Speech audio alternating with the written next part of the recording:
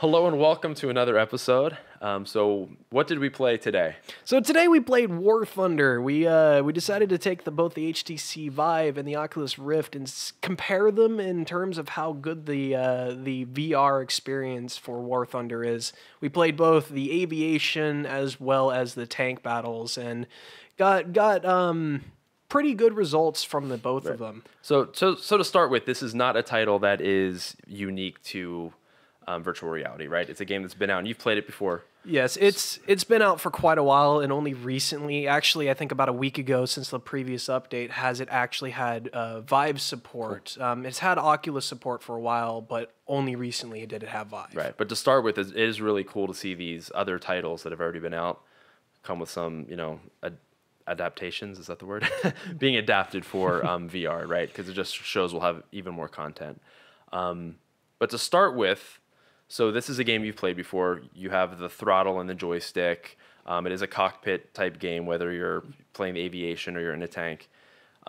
Is there a big difference, do you think, going from that type of view to using the virtual reality headset for a cockpit game like this? The VR definitely does make a huge difference in terms of how you play the game. For instance, especially in aviation, it makes a huge difference because with the VR, both the Oculus and the HTC Vive, with head tracking, you get 360 degrees of view. So if somebody's below or above you or to your left or to your right, you can just look to them and see like where they're at.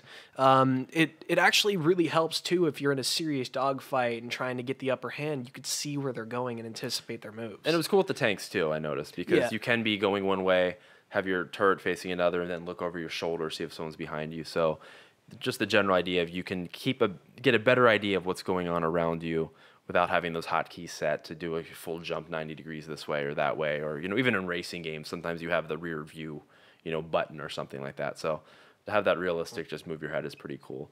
I was thinking though that for me, I'm a big fan of like RPGs, some sort of first-person shooters like Raw Data, the new game that came out, is really cool on the Vive, especially now that you can have the motion control and hold it up and just looks like a gun in your hand, which is really cool.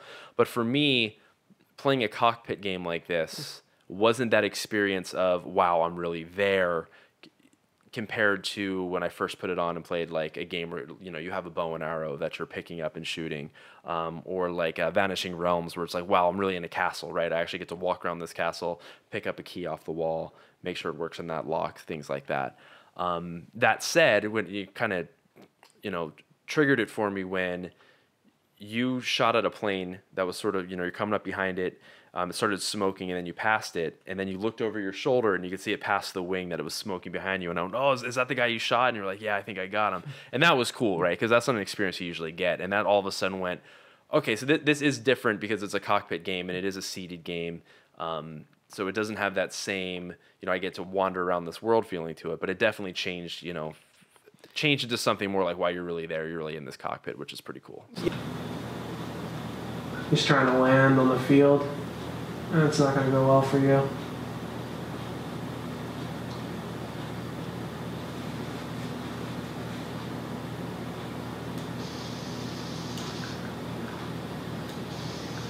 Oh, just eat him. You get him? No, I hit him once, but I didn't do enough damage.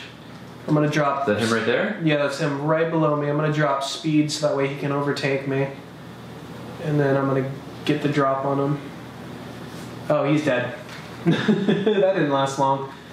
Yeah, to a point, you get a really good feel that you're in the cockpit. Like for instance, the HUD, the article for your aiming, you have to physically line your face up to it in order to actually take a shot. Same with the instrument. I found myself closing one eye and really trying to aim down the sights to get them. The instrument panels also, they're fully functioning, so you can get up close to it and zoom in on it and actually take a look at, say, your altitude or your speed. My biggest issue, however, is with sort of when you're in those intense dogfights and you're moving about, going left and right, up and down, it gets kind of nauseating. It doesn't matter the headset, both of them have that kind of experience, and it's not bad enough to where you have to put down the headsets, but you can definitely tell you're starting to feel motion sick a little. And do you think that's just because of the spinning in the game? I mean, does it add like a reality factor? Like, okay, if I was really in this plane spinning around and around, would I get motion sickness anyway? Or is it just an effect of that? You know, it can happen in other games too, right? Whenever you have that sense of it looks like you're moving, but you're standing still, right? Your brain, you know, it doesn't line up quite right. Do you think it's an effect of that? I think it's, yeah, an effect of like your body's trying to like, because when you're spinning out of control, your body's not going anywhere, but your brain thinks it does, and you can definitely feel like the motion sickness. And yeah, and I was thinking that's why a lot of games are going with the teleport system, because then you don't have just to hold down the trackpad or something and move forward and get that sense of nausea, right? Sense that something isn't quite right.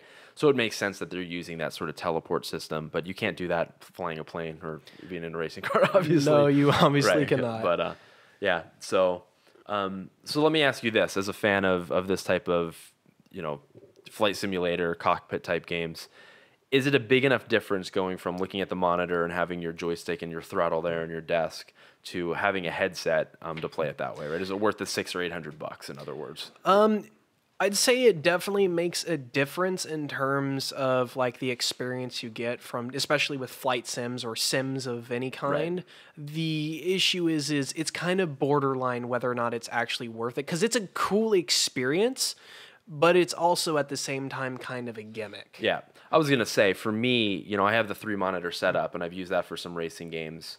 And since you are usually sitting down, looking forward, especially with 3 monitors, you at least have a little bit of the peripheral vision. I don't know that it makes a huge enough difference.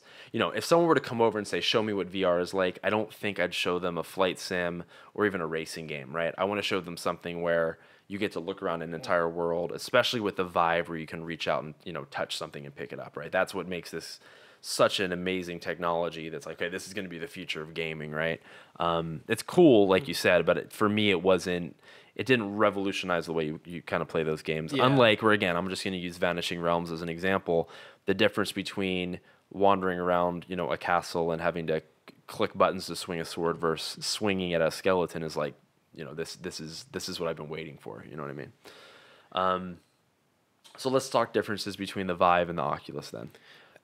Okay, so at least for War Thunder, there wasn't really any differences between the Oculus and the HTC Vive. The only difference would be how the setup was. The Oculus was more of a hassle to even get it set up, just because the camera wasn't positioned like where your head was supposed to be. Yeah, and to be fair, maybe there's a way to do this on Oculus, and we haven't found it yet. Because at first we had the same issue on both. Yeah. Right. You go into the game, you get all the settings right, you test the joystick and the throttle, and you're ready to go, and then all of a sudden you start the game and you're, you know, 3 feet above the, you know, the cockpit where you're supposed to be, or even sometimes to the left or to the right. With the Oculus, we actually had to stack up some movies and move the sensor up. We tried tweaking the sensor, and it worked for a second until it kind of corrected itself, right? So we stacked it up on, you know, it was probably 1.5 feet or something, and then it looked right.